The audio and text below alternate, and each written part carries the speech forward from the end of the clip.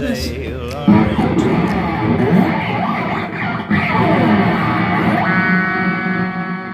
Is that what you said? The darkness?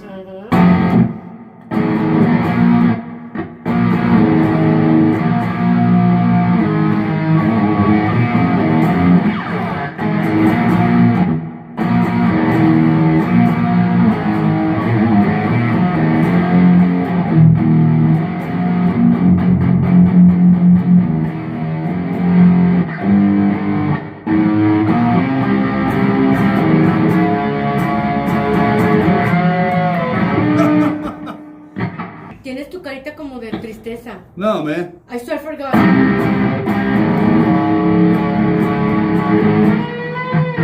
need to figure out the lead on that thing, dude.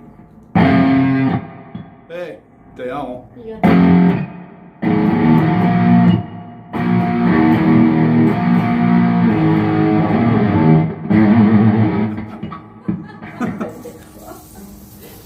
So, hey, what's up, everybody? Sail around.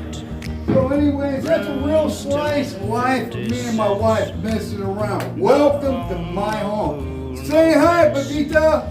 Ain't got no cigarette. You get to meet Mrs. Frank. So hey, what's up, everybody? I didn't really want to did I turn that thing off? I did not. Vox Amp, man, you can't miss with those things, dude. They're awesome. So hey, was over helping the neighbor. It's actually my landlord, his mom. Super nice person, man. Not the most computer literate. Needed some help with some updates on her MacBook. So I went over there and I was helping.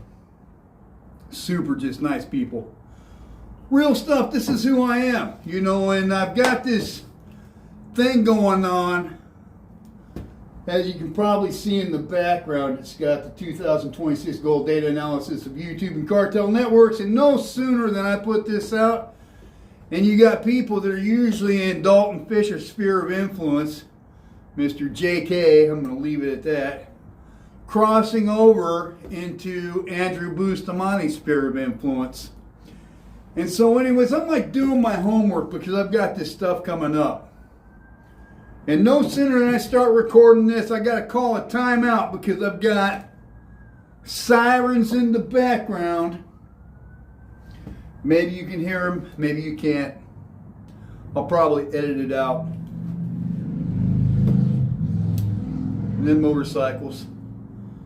This is like really my life, you know, this is who I am. And so I wanted to talk to you guys a little bit today about people that pretend to be journalists in other countries and the implications of that.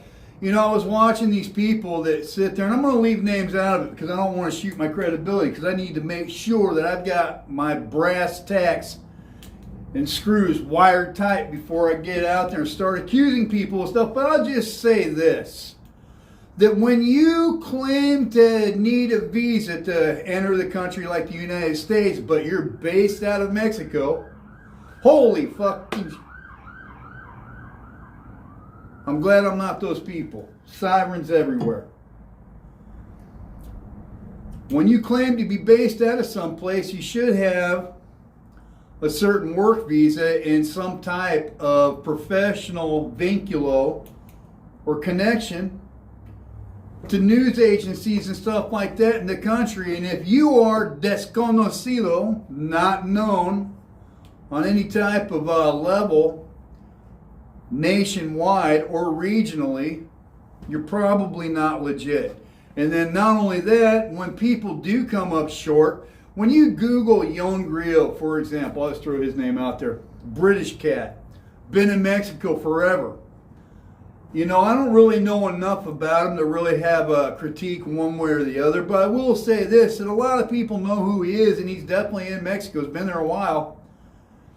When you have people sitting there to pretend to report on a subject that costs people their lives, their businesses, they have to flee their country because of this stuff, and then sitting there acting like they're the character from the Pitfall video game or Lara Croft or anybody else, making money off of it as they do in the United States. And then in Mexico, they're complete unknowns. And that when they do have people vouching for them, it's some guy from a dog grooming clinic on Twitter or some chick that owns a hair salon in their own videos corroborating what they said. And they pretend to be in the know when they're still tender young years of age. And you know, we're right to call them out on it because these people are disrespecting every single journalist in the entire country that lives and dies that story every single day. And then their claim is just because I don't take no for an answer. Like that hasn't occurred to any of the 150 or 166 journalists in Mexico that have been murdered covering the same thing you pretend to since the year 2000. And I'm going to say something about it because something should be said about it. On top of that, people in the United States don't even know that you're not in the know, that you pretend to be in the know. And then they draw their own conclusions based off of your bullshit.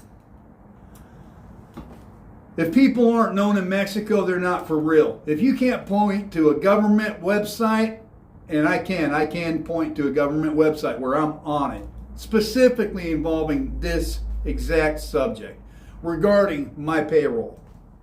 Can be verified by anybody that wants to do it. If you're not on a major news source or several, you're not for real. I spent most of last year tracking down whether or not someone really worked for a certain entity, and even after that, me being in the know, it was almost next to impossible for me to get the ability to validate that guy without his help. And then on top of that, it was only a date of ingress and not exit date. So there's that. And I'm a hard, fast facts or data type of guy. This whole thing's based on all of that. Node table, unique identifiers, edge table, relationship reference, metadata, attributes, edge definition, source, target, type. All hard, fast data, man. It's right there. You can read it. And I'm working on it right upstairs on my MySQL tables.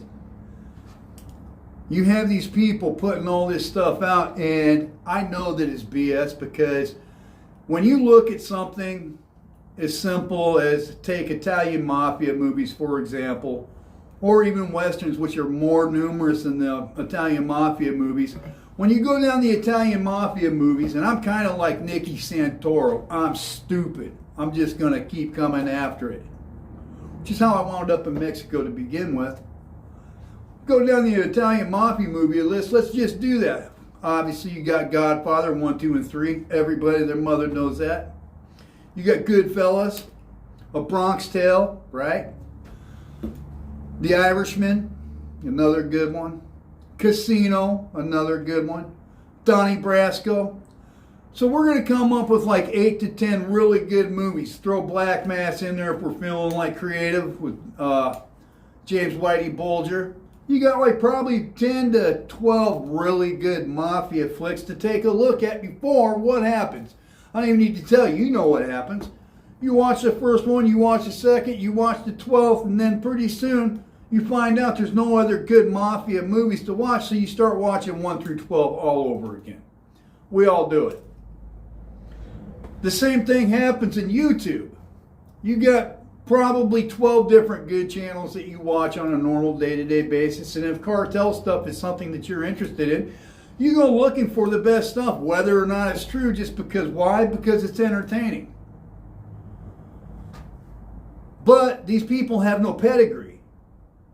No pedigree, and I know they have no pedigree because when I'm down there actually doing this and can validate it through worker testimony, videos, photos, I get people in my comments telling me that I'm full of crap, but they'll sit there and buy into whatever they want just because someone popular threw their name out there, and all of a sudden at 23 or 24 years old, they're a world expert on something when they've barely been out of school long enough to dry the dorm room shower off from behind their ears. Straight up, not my stuff. It's what it is, man. And they're making money, no problem, no fault with that. I've got plenty of shit in here. That amp right there cost me $100 off Craigslist, and I had to drive an hour and a half to go get it. People need money. I totally get it, dude. That being said, there's such a thing as respect and integrity. And when you have Hollywood pumping out all kinds of movies, it's not a stretch that someone could just put on a ski mask, go to a set somewhere and pretend that they're doing something.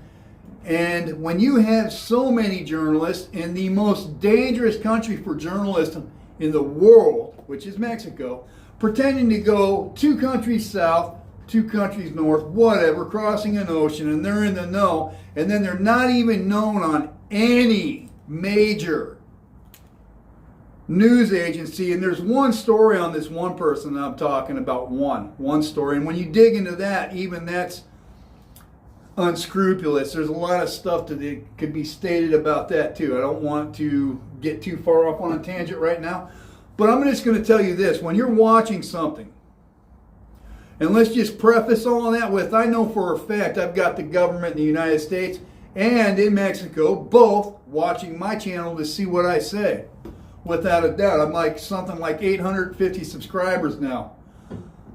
I did my whole career down in Mexico, didn't never say a word until I came back to the United States and saw everybody and their mother flapping their jaws about what goes on in Mexico. And then you can't even be respaldado, backed up by a single credible Mexican news source. You talk about being all things cartel, but you don't have a single interview with any credible Mexican journalist.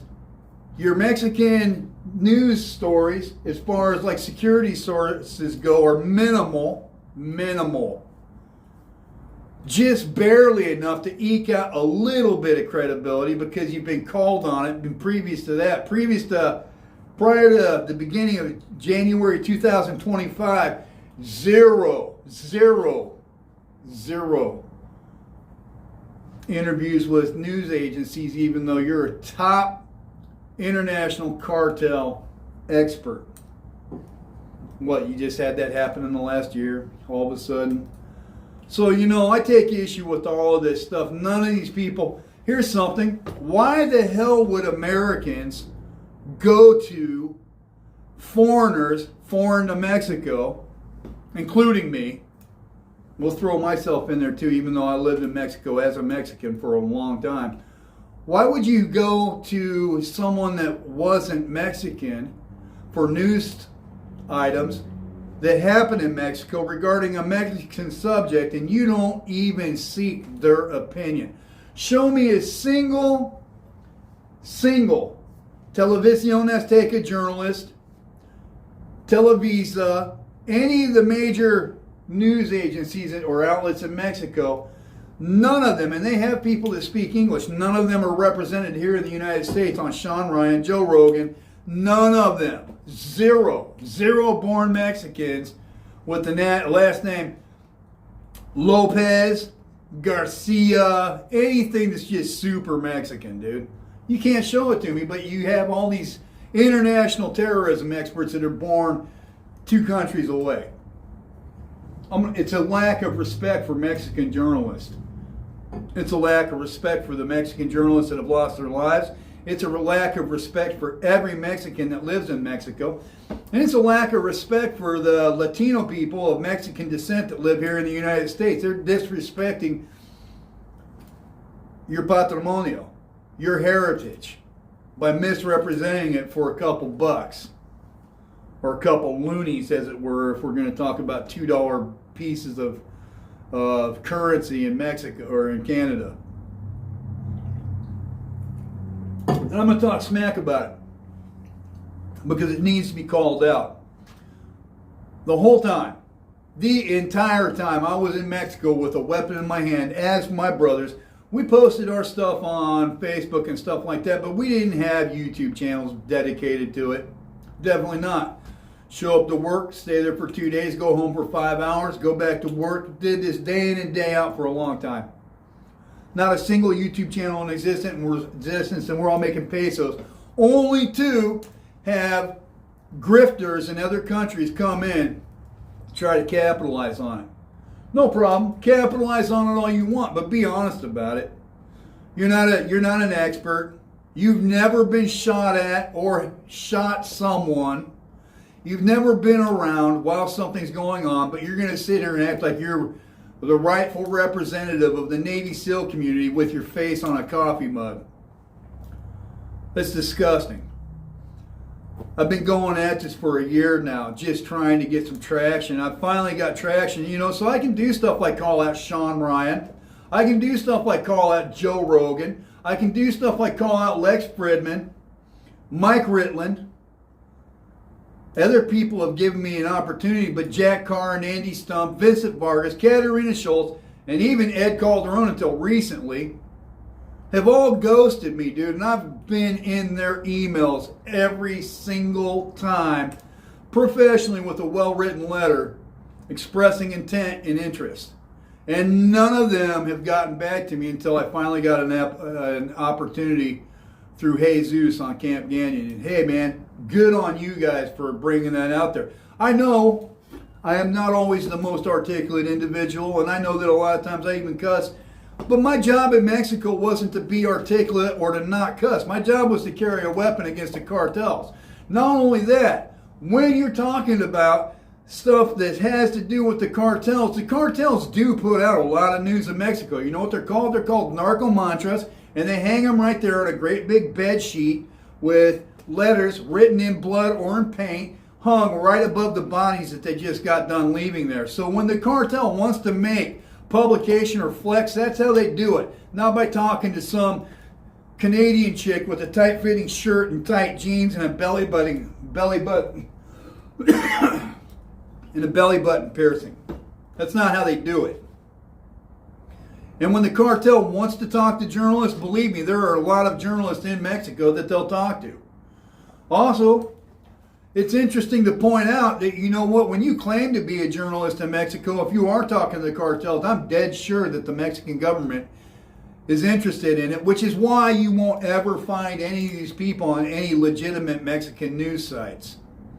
It's also interesting, it's not just the answers that are interesting. It's interesting that when you email Travis Haley, Haley Strategic, whatever his company is, and he thinks that he's got a cell on the other line, when you email his team, he's back corresponding with you 30 or 35 minutes later. But when you ask him, hey, did you ever teach Ed Calderon about tactical magazine exchanges? They shut the hell up so fast. He asked, well, who are you, whatever. So I explained exactly who I am. As though teaching a foreigner tactical magazine exchanges on your carbine is some type of national state secret, and it's not. So much so that he even sends me an ITAR thing in the email. He could totally just say simply yes or no. Yes, I trained Ed. No, I didn't. Super simple, as is claimed on Mexican Armada Forum, right? I've been bringing up all these little details for a long time. When you get out of school, if you're going to school, you're going to college from 18 to 21, 22, right? And so when a person is 23 and they spent a year of that at Canadian Broadcasting Corporation or company, working between, and even before that at Vancouver Daily News, and then all of a sudden in 2025, January or June, they're 23 years old, they go on to Sean Ryan's and they're 24, and all of a sudden they're an international cartel expert. I'm going to talk crazy shit about that. You know what? Whether I lose future engagements or speaking invitations going forward, it doesn't matter. Because the problem already exists. And even if I never get another subscriber, I've already been on enough people. The people know my face and know my name. You're not subscribing to me because I'm going to show you how to bake an angel food cake. That's not the nature of my channel. Never has been. I've been on the phone with Jeff Bramstedt, Never Navy SEALs, trying to get to the bottom of stuff, asking questions that other people do not have the wherewithal or resolve to get to the bottom of. And you are being lied to by people that don't know or are just in it for the profit. Show me one of these people that has a single interview with the National Guard, as far as like the commanders of certain zones. And you know what? That someone on one of these videos said they're based in California. If you're based in Mexico, you're going to have a certain type visa. What type of visa do you have? You don't even talk about that. And these cartels that murder journalists constantly at will are not going to just sit there and acquiesce to you because you refuse to take no for an answer. I've reached out to you. The person I'm saying this to knows exactly what I'm talking about. In fact, I've got a laptop right over there where I was trying to set up a website on the dark web as bait to try to get you to communicate. And none of these major podcasters want anything to do with me. Why? Because I know what's up and I know what questions to ask and I speak English. And I lived that life for years. And I can prove it. So much so that anytime any troll in the comments anywhere wants to like go head up with some like tit for tat with some data point that I've got, you go right ahead. I dare you. I double dare you. And all that goes to you politicians. Glenn Beck. Your claims sound outlandish, but then when we go look into them, they're all for real. They're all legit. Glenn Beck. Right? He isn't exactly Tucker Carlson. I totally appreciate the opportunity he gave me too. But that's what's up. And I feel horrible. I just opened this video playing my guitar. I want to be out canoeing with my wife instead of sitting there making this stupid video because the American public's being lied to. And I got to sit here and be the guy that's like, whoa, hey, wake up. Trolls telling me I wasn't waterboarding myself in my basement to figure out whether or not Ed's claims of people screaming while they were being waterboarded being true or not.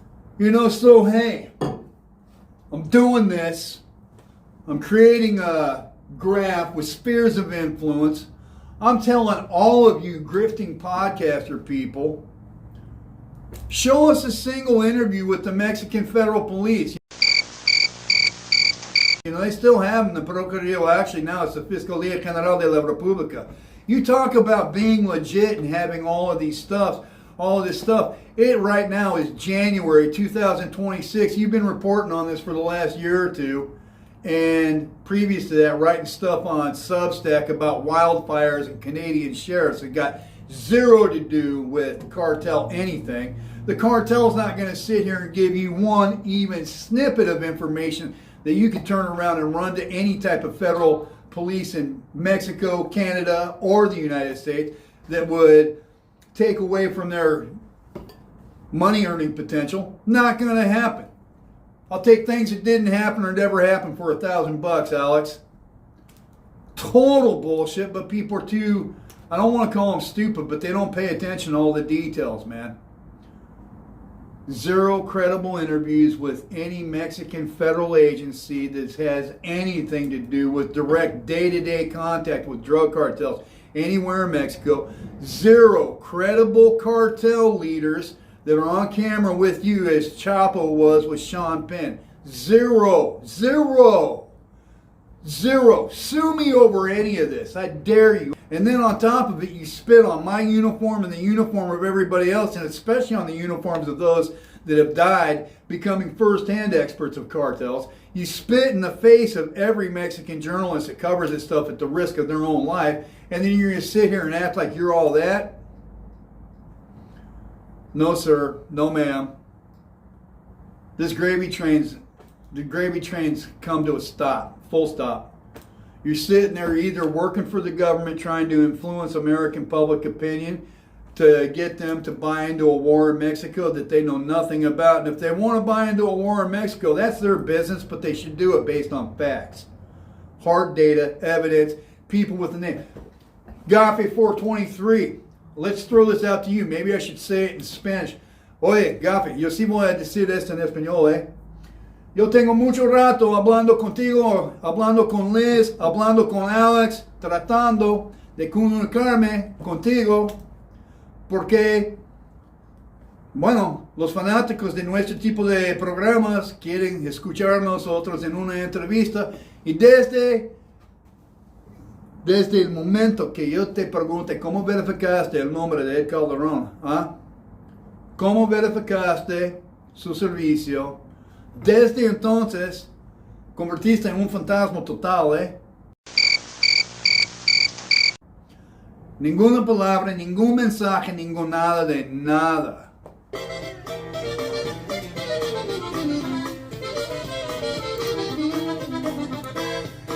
And all the trolls that want to talk about all that shit, funny enough, I never saw you guys down there at all. But you can verify for yourself whether or not somebody named Frank is on a Zacatecas government payroll website under the Secretaría de Seguridad Pública, SSP.